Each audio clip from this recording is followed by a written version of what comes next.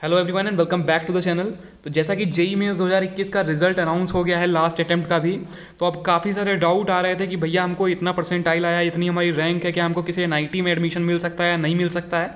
तो आज के इस वीडियो में हम बात करेंगे कि आपको कौन कौन से एनआईटी कॉलेजेस मिल सकते हैं अगर आपका 30 परसेंटाइल से लेकर 90 परसेंटाइल के बीच में है। क्योंकि 90 परसेंटाइल या 92 परसेंटाइल के ऊपर वाले बच्चों को तो अमूमन एनआईटी मिल जाता है, लेकिन 30 से 90 परसेंटाइल वाले बच्चों को बहुत डाउट रहता है कि हमको कोई एनआईटी मिल सकता है क्या, किसी भी एनआईटी में एडमिशन मिल जाए। तो आज के इस वीडियो में पूरा क्लियर करेंगे, हर एक कैटेगरी के लिए बात करेंगे, चाहे आप जनरल कैटेगरी के हों, चाहे आप ईडब्ल्यूएस कैटेगरी के हों, चाहे आप ओबीसी कैटेगरी के हैं या एससी कैटेगरी के या फिर एसटी कैटेगरी के लिए, सभी के लिए बात करेंगे।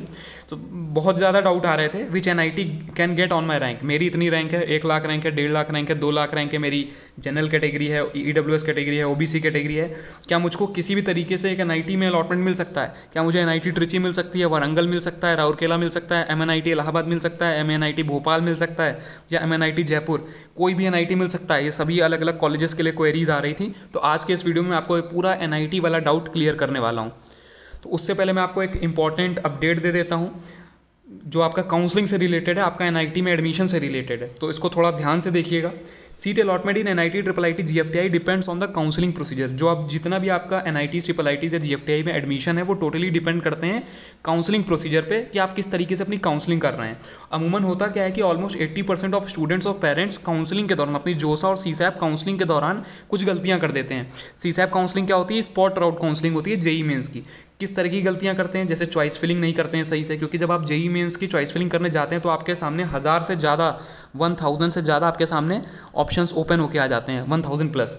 तो समझ नहीं पाते हैं बच्चे और पेरेंट्स, या फिर seat matrix, category seat allocation, counselling algorithm क्या होता है, जोसा और सीसैप का जो पोर्टल है उसके, ये सब चीज़ें जो है गलतियां कर देते हैं स्टूडेंट्स और पेरेंट्स अपनी काउंसलिंग के दौरान, जिसकी वजह से क्या होता है कि कई बार बच्चे को बिल्कुल लोअर कॉलेज अलॉट हो जाता है। हो सकता है उसको एक एनआईटी में एडमिशन मिल रहा हो, लेकिन इन गलतियों की वजह से उसको एक लोअर जीएफटीआई या फिर काफ़ी लोअर कॉलेज में अलॉटमेंट मिल जाए। या फिर कई बार क्या होता है कि उसको कोई सीट ही नहीं मिली, जबकि उसकी रैंक थी कि उसको किसी एनआईटी ट्रिपल आईटी या जीएफटीआई में एडमिशन मिल सकता था, लेकिन इन मिस्टेक्स की वजह से बच्चे को कोई सीट नहीं मिल पाई।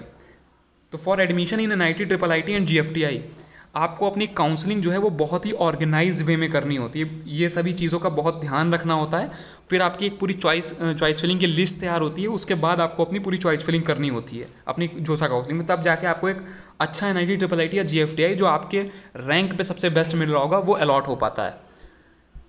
सो we have organise personalise counselling expert session. हमने ऑर्गेनाइज किया हुआ है पर्सनलाइज काउंसलिंग सेशन, जो कि टॉप एक्सपर्ट्स के द्वारा आपकी काउंसलिंग की जाएगी। Various expert counsellors will be there to guide you. बहुत सारे एक्सपर्ट काउंसलर जिनको 4 साल से ज़्यादा का एक्सपीरियंस है जोसा सीसैप काउंसलिंग का, वो आपको गाइड कर रहे होंगे। Will allot best possible NIT triple IT and GFTI on your rank. आपकी जो भी रैंक आई होगी उस पर आपको कौन सा बेस्ट एनआईटी ट्रिपल आईटी या जीएफटीआई अगर मिल पा रहा होगा तो वो आपको अलॉट करा के देंगे। ये सभी चीज़ों का ध्यान में रखते हुए ये जितनी भी चीज़ें हैं, ये सारी चीज़ें से वो एक्सपर्ट काउंसलर अवेयर हैं, क्योंकि वो 1000 प्लस काउंसलिंग कर चुके हैं, तो उनको आपसे ज़्यादा बेटर अंडरस्टैंडिंग है काउंसलिंग के मामले में। तो जिन भी बच्चों का 30 से 90 परसेंटाइल के बीच में है और अपनी जोसा और सीसैप काउंसलिंग करा रहे हैं एनआईटी ट्रिपल आईटी जीएफटीआई से रिलेटेड, तो फिर आप रजिस्टर कर सकते हैं इस काउंसलिंग सेशन के लिए। इन नंबर पे कॉल करके आप आगे का प्रोसीजर जानिए, किस तरीके से काउंसलिंग करना है। अगर आप एनआईटी ट्रिपल आईटी या जीएफटीआई या फिर स्टेट गवर्नमेंट कॉलेज में एडमिशन लेना चाहते हैं तो किस तरीके से पूरा प्रोसीजर काम करता है, कैसे कैसे आपका पूरा रोड मैप, ये इन नंबर पर आप कॉल करके जान सकते हैं। तो हम आते हैं अपने पॉइंट पे। उससे पहले मैं आपको एक चीज़ और दिखा देता हूँ कि ये जो काउंसलिंग सेशन के बारे में मैंने आपको बताया वो इस बार नहीं स्टार्ट हुआ है, पिछले कई सालों से ये चल रहा है। पिछले कई सालों में हमने कई सारे बच्चों की, हंड्रेड्स ऑफ बच्चों की जो है काउंसलिंग की हुई है जोसा और सीसैप की। तो उन सभी को आप देख सकते हैं उनकी कितनी कितनी रैंक पे उनको एनआईटीज़ और ट्रिपल आईटीज़ और जीएफटीआई मिले हुए हैं। जैसे कि आप ये देख सकते हैं 1,06,000 रैंक पे एक बच्चे को triple IT Himachal Pradesh, triple IT Una मिला हुआ है। और ये आप देख सकते हैं एनआईटी अगरतला स्पेशल राउंड 2 में 74,000 रैंक पे। और ये आप देख सकते हैं 68,000 रैंक पे एनआईटी श्रीनगर। एंड इसके अलावा बहुत सारे हमारे पास इस टेस्टिमोनियल्स हैं, तो एक एक करके आप देख सकते हैं। मैं थोड़ा सा इसको यहाँ पे वीडियो पॉज करके देख सकते हैं। और भी काफ़ी सारे हमारे पास अलॉटमेंट लेटर्स हैं, वो मैं डिस्क्रिप्शन में दे दूँगा, वो आप जाके चेक कर सकते हैं वहाँ पर। तो अब हम बात करते हैं एक एक करके सारे एनआईटीज़ की। तो पहले हम ले लेते हैं एनआईटी अरुणाचल प्रदेश। तो एनआईटी अरुणाचल प्रदेश में अगर आपकी 1.1 लाख रैंक है, मतलब ये कितनी आपकी परसेंटाइल बनेगी 1.11 लाख, लगभग आपकी 88 से लेकर 90 परसेंटाइल के बीच में। ये मैं ऑल इंडिया कोटे की बात कर रहा हूँ, ये मैं होम स्टेट कोटे की बात कर रहा हूँ। तो अगर आपकी जनरल कैटेगरी के हैं 1,11,000 रैंक तक है तो आपको एनआईटी अरुणाचल प्रदेश में एटलीस्ट लोअर ब्रांचेस मिल सकती हैं। ये ईडब्ल्यूएस की कट ऑफ है, ये ओबीसी की है, ये एससी की है, एसटी की एंड पीडब्ल्यूडी की। एससी के लिए 2.5 लाख और एसटी के लिए 3.48 लाख। होम स्टेट के लिए अगर बात करें तो जैसा कि मैंने अभी आपको बताया कि यहाँ पे जो है आपकी लगभग 88 परसेंटाइल आप मान के चल सकते हैं जनरल रैंक की अगर हम बात करें। और वहीं अगर आपका होम स्टेट अरुणाचल प्रदेश है तो आपको देखिए कितना रिलैक्सेशन मिलता है। यहाँ के जनरल कैंडिडेट के बच्चों की 5.5 लाख रैंक पे भी एनआईटी अरुणाचल प्रदेश में एडमिशन हो जाता है अगर आपका होम स्टेट अरुणाचल प्रदेश है तो इस केस में जाके जिन बच्चों का लो परसेंटाइल होता है 30 से लेकर 90 के बीच में, 30, 40, 50, 60, अब आप 5 लाख रैंक पर मान सकते हैं कि आपका 60 से 70 परसेंटाइल बन रहा है तो ईजिली आपको एनआईटी अरुणाचल प्रदेश वहाँ पे मिल सकता है। जनरल कैटेगरी के हैं आप फिर भी, तो इस केस में लो परसेंटाइल पे एनआईटी में एडमिशन मिलता है। और अगर आप ऑल इंडिया आपका जो होम स्टेट है वो मैच नहीं कर रहा है तो फिर आपको जीएफटीआई मिल सकते हैं। या आप सबसे पहले चेक करिए कि आपके होम स्टेट में कौन कौन से एनआईटीज़ हैं, वहाँ पे कितना रिलैक्सेशन मिल रहा है। ये सब जानने के लिए आप पीछे नंबर पे कॉल भी कर सकते हैं जो मैंने दिया हुआ था।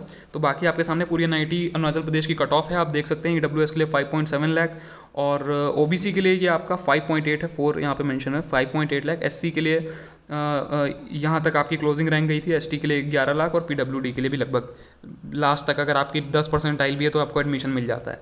इसके बाद हम बात करें अगर एनआईटी अगरतला की तो आप सेम देख सकते हैं। ये ऑल इंडिया रैंकिंग में तो आपका 88 टू 90 परसेंटाइल ही मैच कर रहा है, sorry for the bad writing. और अगर आप होम स्टेट आपका अगरतला है तो आप देख सकते हैं 5 लाख, 5.14 लाख, 7 लाख, 9 लाख, 10 लाख। तो इस तरीके से अगर आपका होम स्टेट मैच करता है तो आपको लो परसेंटाइल पे भी एनआईटी अगरतला मिल सकता है। इसके बाद बात करें अगर एनआईटी श्रीनगर की तो यहाँ पे ऑल इंडिया के लिए आप देख सकते हैं लगभग वही है 90 परसेंटाइल अप्रॉक्सीमेशन।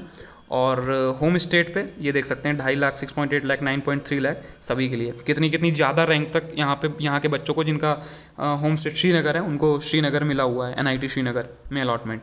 इसके बाद बात करें अगर एनआईटी पटना की, इसके लिए बहुत क्वेरी आती हैं तो यहाँ पे देख सकते हैं ये लगभग आपकी वही 92 परसेंटाइल मान के चल सकते हैं। 2021 में 92 परसेंटाइल के प्लस है अगर आपका तो आपको लोअर ब्रांच तक यहाँ पे अलॉट हो सकती हैं। जनरल रैंक की बात कर रहा हूँ। और होम स्टेट की अगर बात करें तो जो भी बच्चे वहाँ के होम स्टेट के हैं ये 1.06 है, 96 नहीं है यहाँ पे ईडब्ल्यूएस में।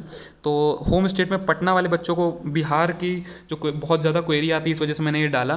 तो बिहार के जो जनरल कैंडिडेट के बच्चे हैं उनको अपने यहाँ पे इतना ज़्यादा रिलैक्सेशन नहीं मिलता है, उनकी भी लगभग सेम ही रहता है। आपको 92 परसेंटाइल प्लस अगर आपका है तो लोअर ब्रांच में CSIT EC फिर भी नहीं मिल पाएगी आपको लोअर ब्रांच, लेकिन अगर आप लास्ट CSAP तक जाते हैं तो मे भी आपको यहाँ पे अलॉट हो सकता है। EWS भी लगभग 1.06 लाख रैंक गई थी लास्ट में, OBC भी लगभग इतना था। SC कैटेगरी के हैं तो थोड़ा रिलैक्सेशन मिल जाएगा 2.5 लाख रैंक के आसपास, ST 4,80,000 तक और PWD 8 लाख तक। अगर आप बिहार से हैं तो आपको NIT पटना मिल सकता है। तो यहाँ पे मैंने 4 NITs का डिस्कशन किया। अब वीडियो काफ़ी बड़ा हो चुका है तो आगे का जो है जितने भी अगर आपको और NITs के बारे में जानना है तो आप नीचे कमेंट करिएगा, मैं आगे और वीडियोस में ये जितने भी NITs हम कवर करूँगा। तो फिलहाल के लिए इस वीडियो में इतना ही रखते हैं। अगर वीडियो अच्छा लगा हो तो वीडियो को लाइक और शेयर कर दीजिएगा और चैनल को सब्सक्राइब करना बिल्कुल मत भूलिएगा। और अगर आपको इस काउंसलिंग सेशन में इनरोल करना है तो नंबर एक बार फिर से आपको दिखा देता हूँ मैं, इस नंबर पर आप कॉन्टैक्ट करके अपने काउंसलिंग सेशन में इनरोल हो सकते हैं। तो तब तक के लिए गुड बाय।